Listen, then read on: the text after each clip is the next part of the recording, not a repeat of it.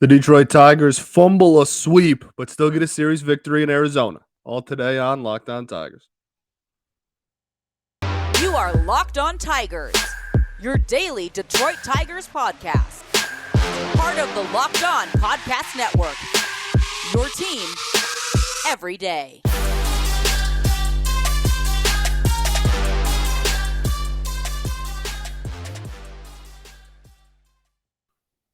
What is up, everybody? Welcome back to another edition of Locked On Tigers. I'm, of course, your host, Scott Bentley. Today is Monday. Happy Monday, everybody. June 27th, 2022. Thanks for making Locked On Tigers your first listen every single day. We are free and available wherever you get your podcast. This episode is brought to you by BetOnline. BetOnline is you covered this season with more props, odds, and lines than ever before. BetOnline, where the game starts. Okay. Series victory for the Tigers in Arizona. First time they'd been out to play Arizona in Arizona in, I want to say, half a decade. I want to say it was about 5 years, 2017. So going out there and getting a series dub is nice. Also, I'm sick. I'm sick as a dog. So if I sound whatever sick, then you know why. I apologize if it affects the quality. I hope it doesn't too bad. But yeah. There you go. Get that out of the way early. But look, the big thing this weekend was the offense finally woke up. About time. But the offense was really, really solid this entire weekend. Really solid. Run totals of 5, 6, and 7. You're going to win a lot of ball games when you're averaging 6 runs a game. Let me tell you. 2 of 3. We had a sweep in our hands. We'll talk about game 3 and just the absolute implosion that was the pitching in the series finale. Pretty much nobody that took the bump on Sunday was very effective. So we will talk about that. But, the pitching in the first 2 games was really solid, I thought. And then even like going back to the Boston series, I didn't think the pitching was that poor in Boston. The offense certainly could have been a lot better. The offense has been significantly better since Riley Greene got called up. Again, you averaged less than 3 runs a game in Boston, so that's obviously a rough go. But since Greene got called up, 14 runs, 7 runs, then 2-4-2 in Boston, and then 5-6-7, like I said, in Arizona. So the offense has certainly seemed to have found some life, and a lot of that is just a lot of players that have been really struggling all year, finally getting hot. Javy Baez, the most notably, absolutely stayed on fire this weekend. I know Sunday wasn't a brilliant performance by him at the plate, 0 for 4, but that ended like almost a 10-game hitting streak, and almost all of his hits in that streak were extra base hits on top of that. He was seriously one of the best hitters on the planet for the last 10 games before Sunday. So really, really, and Friday, look, and like that's the other thing, you want to talk about maybe blanketing, not blanketing, I guess, maybe the right word. Javy Baez covered up what probably wasn't a very good offensive performance by the Tigers on Friday. The Tigers win that one 5-1. There was the Javy grand slam, which was great. And then besides that, it was not a whole lot of very much. We had 1 extra base hit outside of the Javy Baez grand slam on Friday. Robbie Grossman had a really good or solid, I guess. He had the other RBI in that game as well. A lot of people getting hits. Just again, a lot of singles. It's so frustrating. It's so frustrating to just see continue. And Saturday was one of them. Honestly, we'll talk about Saturday. We'll get its own thing. That was one of the most exciting games of the entire season. And Sunday certainly as well. We had a lot more extra base hits on Sunday as well. Had a lot more momentum offensively. Friday was just, Javy kind of bailed out another same old performance by the offense. So thankful for Javy in that sense. He's been weirdly in the field. It hasn't really cost us too terribly much runs as of late, right? There are points of the season where it has, but of late, he's been knocking ground balls down in the field. Like they either sneak up on him or hit him in the chest or hit him in the leg or hit him in the heel of the glove and pop out. And He's getting a lot of people out on the second chance, which is like, I guess he's still getting people out, but it happened like 3 times this weekend alone. It was really kind of strange. Made a heck of a play, heck of a tag on Sunday. Experience Javi Baez. That's kind of what we expected. He's on an absolute heater right now. We knew that his whole career is pretty much hot and cold streaks, just all mixed around with each other. And he had just not been on that hot streak yet in the Tigers uniform. So he's been on a heater. That was nice to see. Like I said, continued throughout the entire weekend up until Sunday. Riley Greene was the story of Saturday, I guess. It wasn't even like super, super great offensively in this one. I had a couple of singles this weekend, but as a whole, really just was big for the glove, right? That he's him. He's him. I'm really pumped to talk about it. Like I said, Saturday specifically was one of the coolest Tiger games and the most fun and enjoyable Tigers games that I've watched. One of the most all year, for sure. It's up there. I don't know. I'd have to really think about if it was number one. Opening day is pretty hard to top, I guess. But as far as pure enjoyment and like fun after the final out, you're like, damn, like that was a super cool game. Saturdays is certainly up there for quite a few reasons. We'll like I said, we'll talk about that. As far as the pitching goes, this is the thing with where this team is at, right? There is, for a long time this season, it was, you know what? This offense is absolutely putrid, but the pitching is keeping our heads above water. The pitching is keeping us alive. It's preventing us from having like the worst record in the history of baseball. It was the sole reason that we any amount of success we had in May and April and early June, really most of the season came because we had such good both starting pitching and bullpen was obviously fantastic for the longest time. And there's still good pieces, and I still have faith in our bullpen, but definitely slowing down a little bit. Definitely some players in there that are slowing down, and the starting pitching, I think we're finally those injuries that have just plagued this starting pitching staff are finally catching up to us. We were able to run away from them for a while. We really were. We were able to hide it and run from it and not let it catch up to us for a long time. A lot of great performances by young players. Chris Fetter being Chris Fetter. We really did avoid it for a long time, but it's looking like it's finally starting to catch up with us. Bo Brisky on Sunday was some of the worst we've seen him at the major league level so far. Really, really struggled. Alex Faedo got out of it, with putting us in a success to win, and we did win, so it's all good. But he he has not been as sharp in his last 4 outings as he was for the first whatever 6, 7. So that's a huge difference. And then Ronnie Garcia for as little damage as he ended up giving up on the scoreboard. Ronnie Garcia, the underlying numbers will tell you he got a little lucky, maybe. It was. I'm not going to expect any more out of Ronnie Garcia. That's the most I'm ever going to expect out of Ronnie Garcia. That was a very good performance from Ronnie, and I'm very, very glad he was able to go out there. All I'm saying is long term, I'm not sure how often we're going to be able to rely on Ronnie Garcia being a once every fifth day, starting pitcher. So we'll talk about the pitching and maybe the steps back that we're starting to take. It's just really frustrating. The offense finally wakes up and then the pitching loses us a game. Like that's so on brand and so unbelievably frustrating. But we'll take deeper dives into everybody this weekend. And like I said, highlight Saturday specifically because that game was super fun for a lot of reasons. First, though, I got to tell y'all about our friends over at Athletic Greens. Athletic Greens, I take them every single morning. Green powder you mix with your water, you shake it up, you just have it, before you eat breakfast every morning. And it really is unbelievably life-changing is honestly the word I use. I use it every single morning. I continue to re-up every single month. It is fantastic. It's so good for your digestive health. Just your health in general. I mean, it's lifestyle friendly, keto, paleo, vegan, dairy free, gluten free, whatever. It accommodates all of it.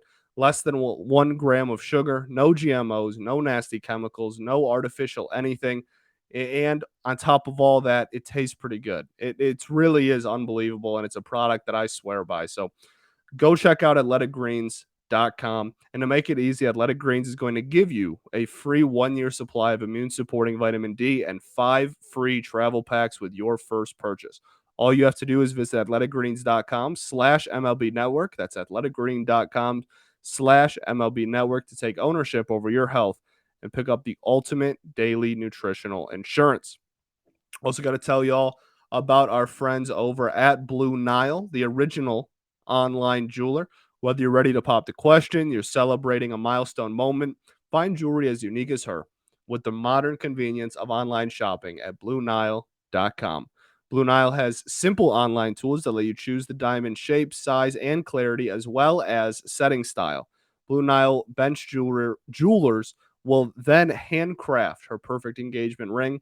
Each ring is truly one of a kind. If you're looking for fine jewelry, but you're having trouble choosing, Blue Nile has jewelry experts on hand 24/7, available via phone or chat.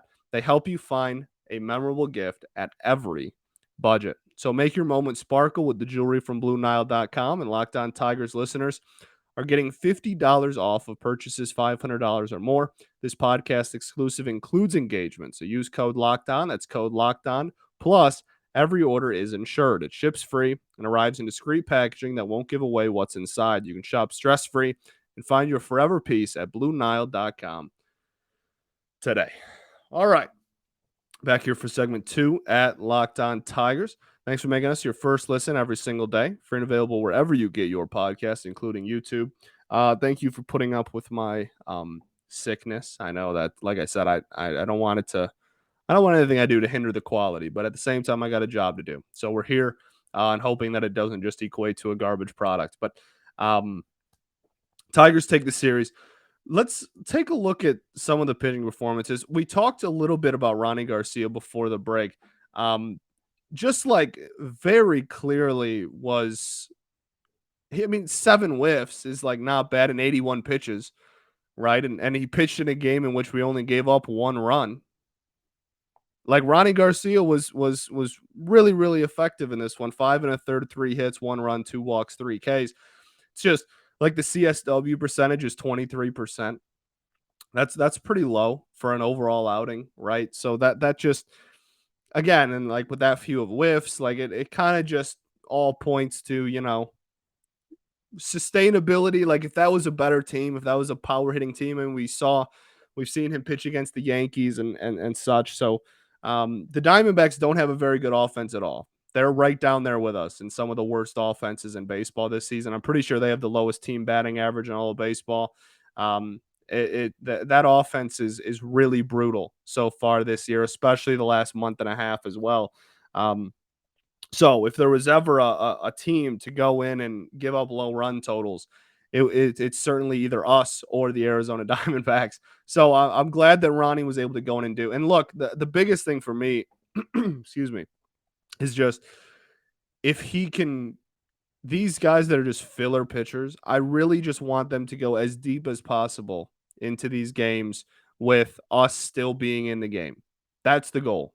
And like that's sad that we're in June and that's what we're trying, that's the goal. But it is, because what else are we going to do? The hand we were dealt. We've had a ton of injuries, really bad luck in that regard. And so Ronnie Garcia is part of your pitching 1 every 5th day rotation, like your actual rotation. So you just hope that you don't have to burn too terribly much of the bullpen and put him out there for as long as you're comfortable. And he certainly was able to do that. So with all that being said, I'm really, really, he was solid. I was very, I was impressed by Ronnie Garcia, and he got us a win. So big ups to Ronnie.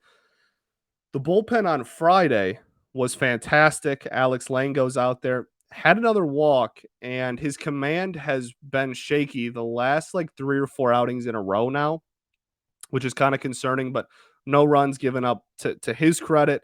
and 1 strikeout. Michael Fulmer was absolutely fantastic. Did have the 1 walk as well, but was really, really solid. Andrew Chafin was really solid. And then Gregory Soto pitched maybe the best inning of his season. I'm not kidding.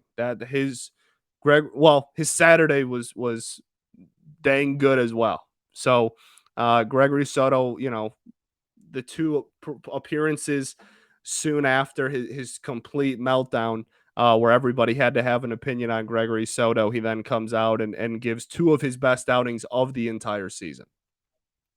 So that is very on brand, I would say, and somewhat frustrating. But for what it's worth, he looked incredible. The command was really solid out of nowhere, and not out of nowhere. It's just 4-run game and a 3-run game. So he goes out there and he's prime Greg Maddux, like with 100-mile-an-hour stuff. It's just experienced Gregory Soto. The slider worked really well on Saturday too. On Saturday, Michael Fulmer also pitched in that one. He was really solid. Joe Jimenez, 2 strikeout. Joe Jimenez, if you remove like 2 or 3 blow up outings where he gave up like 8 runs combined between them, he's got a ridiculous ERA. And he has been unbelievably impressive this season. Like I said, it really is only 2 or 3 just like really, really bad blow up outings. And besides that, that's why reliever ERA is so weird, because it takes so much like scoreless 1 inning performances to lower it. And then one bad one can spike it up. So he's got a 3.58, which isn't even that bad. And theoretically, that's 2 or 3 bad days at the office for him. It's not even like a complete consistent thing. He's been really, really solid this year. So I just want to give him his flowers. And then Tyler Alexander pitched in this one on Saturday as well. Alex Faedo. So Faedo in this one, it really was the command. And the command for Faedo, like I said in the first segment, has kind of struggled the last like 3 or 4 outings in a row now. He has really struggled with his command, really high pitch counts. Not that he only went 4 innings, 3 hits, 3 runs, 3 walks, and 4 strikeouts. So I mean, leaving the game with only 3 runs against, like if you go 6, that's a quality start, right? 6-3 is a quality start. So only 3 runs against, but 4 innings, man. Really, really 75 pitches in those 4 innings of work. 7 whiffs, I guess, is pretty average, but he was getting really hard all night. And yeah, 94-mile-an-hour average exit velocity on 11 balls put in play. He was not fooling too many people in that one. Didn't throw the changeup very much, which we talked about last time. I would like him start to throw more, but at the end of the day, he's still young enough in his career where he's got to do where he has to do what he's comfortable with. And that seems to be mostly 4-seam and slider. Just I mean, like, there's not too much else to say. The command wasn't there. That's really all it comes down to. The fastball command wasn't there. The slider command was there at times. There was a couple of swings and misses that led to strikeouts, but nothing. It wasn't. We've seen the ceiling with Alex Faedo. We've seen the potential for him to be this really, really good pitcher with a really, really effective slider. In the last 3 or 4 starts, just hasn't had it. And the stuff is not the problem, which I guess is good news. Like at least the stuff isn't flat, and he's forgetting how to throw certain pitches or make certain pitches move. But the control really has not been very great, and that's something that we're gonna have to keep an eye on going forward. It's also really tough to be like super overly critical of some of these guys, and I know that some people might think that's soft or whatever, but these dudes weren't expected to be once every 5th day starters for this team. And they also didn't expect for the first 10 outings of their major league career to get 0 run support. It really is a frustrating situation all around for them. They're getting rushed and asked to fill shoes that they weren't expected to fill. And so here we are. So Alex Faedo struggled with command, and then Bo Brisky on Sunday. We don't even have to go like too much in depth on him because there's not really much to get in depth about. He really, really struggled. That was one of the, like I said, one of the performances in his entire major league career so far.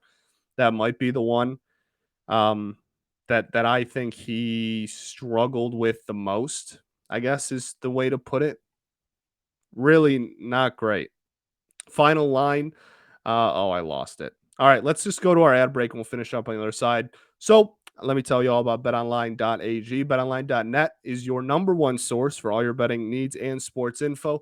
Find all the latest sports developments, league reviews, news, including this year's NHL playoffs and Major League Baseball. BetOnline is your continued source for all your sports wagering information, live betting, esports, scores, and more.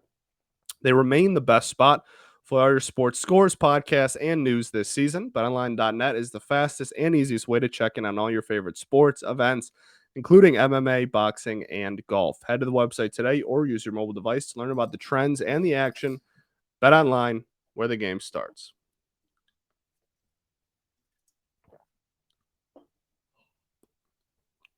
All right, everybody. We are back here for our third and final segment at Locked On Tigers. Bo Brisky. We don't have to go too much in on Bo. 3 2/3, 5 hits, 5 runs, 3 walks, and 2 strikeouts. Um, ah, yeah, just didn't have it. Only 5 whiffs in 75 pitches. Not great. A CSW percentage of 19%. Called strikes plus whiffs. 19% is awfully low. That is awfully low. Only had 2 pitches that even recorded called strikes. 6 times for the 4-seam fastball, 3 times for the slider, 0 called strikes in 19 thrown pitches for the changeup, and 0 in 6 attempts for the sinker. Just didn't have it. 92 mile an hour exit velocity. I don't think the stuff was the problem. I still think, excuse me, his stuff plays really solid 4-seam fastball. Got somebody up in the zone with it in the first inning. I really like that pitch sequencing. And I don't think the pitch sequencing is a big problem or was necessarily a big problem in this one. Sometimes you just don't have the command to get people to bite, and you're not missing barrels either. And that's really what happened. And this has kind of been, I don't want to say inevitable because nothing's really inevitable, but he's been, there's been some games where he's had only given up a couple of runs and been hit really hard. And so you kind of figured that eventually he was going to have a game where it didn't go that way. And he got hit hard, and he gave up a lot of runs. And that's what we're seeing here. His ERA in the year is now 4.55. Look, I still think Bo's going to be fine. Again, asked to fill a lot bigger shoes. We can argue his ceiling until we're blue in the face. The fact of the matter is, on June 27th, 2022, he has to be in your starting rotation. And so he's going to keep going out there once every 5th day. Hopefully he keeps improving.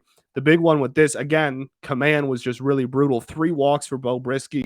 We've talked about a lot at nauseum this season how the Chris Fetter method with pitchers early on is you throw strikes. You throw strikes. You do not beat yourself. You throw strikes. He was missing out of the zone. He was missing in the zone. He was missing just about everywhere. Really, really rough outing for Bo. Then the bullpen was also like not good at all on Sunday. Alex Lang pitched 1 out, did not look very good in it. Willie Peralta out of nowhere has a walks problem. And not out of nowhere, meaning today out of nowhere, this season out of nowhere. He's been walking people a ton this season, but he had a sub-2 ERA, and he's everybody's favorite Al Avila find. So he doesn't get the heat that Gregory Soto gets. He's also not the closer, which is totally fair. But he's been walking people at a pretty high clip so far this year. Go check out Willie Peralta's K to walk ratio. It's not too pretty. Walked 2 more in this one. Only got out of the inning by giving up 1 run, which was nice, but it was an ugly inning. Will Vest did not look very good at all. His ERA is now 3.7 because he gave up 5 in this one. He had a walk. He was hanging sliders all over the place. Just a really, really, and then Jason Foley, who has been fantastic the last like 2-3 weeks even. 2 hits, 2 walks. Just nobody had command. Nobody. 3, 4, 5, 6, 7, 8. We walked 8 people. We walked 8 Arizona Diamondbacks today. Or we walked them 8 times, I should say. Not great. Not going to win too many games when you're walking 8. And again, they were missing in the zone too, which is really what it came down to. So really, really tough outing on Sunday. That being said, still a series dub. I know it's a sour taste in your mouth when the last game you lose, but series dub headed into an off day, headed into a week where you got a couple of off days, thanks to a 2-game set against San Francisco. Let's talk about Saturday. We'll end the show on a high note. 6-3 victory on Saturday. This was one of the most fun Tigers games of the year because Riley Greene was Superman. Unbelievable catch. I'm assuming everybody that's listening to this show has seen it, so I'm not going to, we don't have to pull it up or anything. But unbelievable catch. 10% catch probability, I'm pretty sure. Just absolutely insane. Great route, great jump, needed to dive, laid all the way out. Textbook. It was absolutely beautiful. Sports Center, MLB official account, everything. It was the big talk on social media. It was awesome. See the Tigers get in the limelight there in a game that we won too. That's always nice. So you have that. Then you have Javy Baez with a couple of knocks in this one. A run scored. Good base running. Javy's obviously a big thing. Big, very controversial, but big offseason acquisition. Then Miguel Cabrera getting a hit is always big. Harold Castro goes 3 for 4. That dude's amazing. But the biggest thing is then Cody Clemens, 3-run homer to take the lead late, and then they hold on for the victory. It's just, it was fun to see a game where the kids really stood out like that. Maybe kids is even just like the new acquisitions. And the people that have had to get called up that weren't expected to get called up, and the kind of just everything about Saturday was super fun. I know he wasn't fantastic, but like if you would have said 3 years ago, hey, the Tigers are going to win the game 6-3 in Arizona. Alex Faedo is going to start. Cody Clemens is going to hit a 3-run homer, and Riley Greene is going to make a Sports Center top 10 catch. I think a lot of people would have been pretty excited about the future. And obviously, one game doesn't change the direction of the season. We lost literally less than 24 hours later. But watching Saturday's game was just super, super fun. Super fun game. I had a great time. I had a great time watching. There's your endorsement. I had a great time watching the Detroit Tigers. So I just thought that was something we could have talked about. Like really guaranteeing a series win. The bullpen looks great. Just a really fun game. Man, that catch was unbelievable, eh? It really was. And then he made the sliding catch a little later. That one wasn't as cool, but it was still cool. And then he had another diving catch on Sunday. Not as low of a catch probability and not as like absolutely ridiculous as the one big one on Saturday. But there was one inning, I tweeted out, there was one inning, I think it was the bases loaded inning. That doesn't even narrow it down. Where the inning where he did make the one diving catch, it was a sac fly, obviously, and then the next one had like a 750 XBA as well, expected batting average as well. He was able to corral both of them. The second one even standing up. He's so good. He's here, and it's so fun. He's looking really good at the plate. I know everybody's desperately waiting for like that like big, like extra base hit because he still almost only hit singles. But his approach at the plate looks really solid, and defensively, he's absolutely fantastic. He's looked really, really, really good, and I'm really pumped that he's here, and it makes this season and this team a little bit more enjoyable as we head into the dog days of the summer. Day off tomorrow, then we head to San Francisco. 2 games set against San Fran. Then after that, we start the AL Central Gauntlet that we've been talking about here for the last week now. We've been talking about, once July comes around, a lot of AL Central opponents. After San Fran, it's literally only AL Central until the All-Star break. And I think it's more games than number of days in that stretch as well. It's going to be a real grind. And I think that if you don't think the nail in the coffin has already been put, which a lot of you do, which is totally fair, this stretch could make or break what little hope a lot of people have left. So we'll see how it goes. Thanks for making Locked On Tigers your first listen every single day. We are free and available wherever you get your podcast. For your next listen, check out Locked On MLB Prospects. Host Lindsey Crosby is a prospect encyclopedia. He's going deep on the MLB stars of tomorrow. It's free and available wherever you get your podcast as well, including YouTube, just like us. Carrie Carpenter gets called up to AAA, by the way. He was the AA leader in home runs and got called up to AAA heading into the weekend. Already has hit a home run in his first game, got a lot of extra base hits. Kid stays hot. We'll see what happens the rest of the year with him. All right. I need to go and take a nap. Golly. Not feeling great. But that's all right. The show goes on. Off day tomorrow. We'll figure out something fun to talk about. Maybe more news and notes, prospects, whatever. We'll figure it out. It'll be a good listen as always. Peace and love. Going to therapy's dope. And I will catch y'all tomorrow. Go Tigers, baby.